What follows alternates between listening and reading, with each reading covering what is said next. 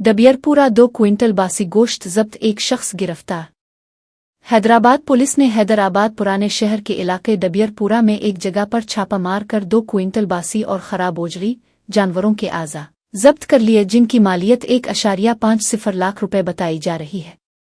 South east zone task force team ने एक खुफिया इत्तला पर कार्रवाई करते हुए एक शख्स को गिरफ्तार किया, जो बिक्री और भीड़ के बासी आज़ा, टांगें, सर, जुबान, दिमाग, जिगर को महफूज करके गैर कानूनी तौर पर होटलों, तकारीब और फंक्शंस में फरोख्त कर रहा था, जिससे अवाम की सेहत को खतरा लाहिक था।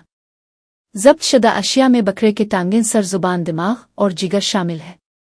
पुलिस के मुताबिक गिरफ्तार शख्स की शनाख्त मोहम्मद मिसबा अल-दीन 24 साकिन डबियरपुरा के तौर पर हुई है।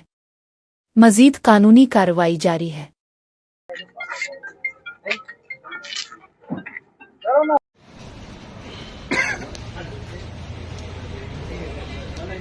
भाजी गुड़दा भेजा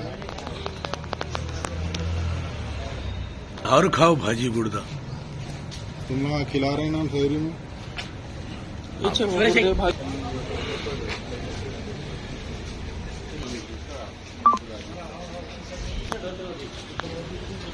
कैजुअलिटी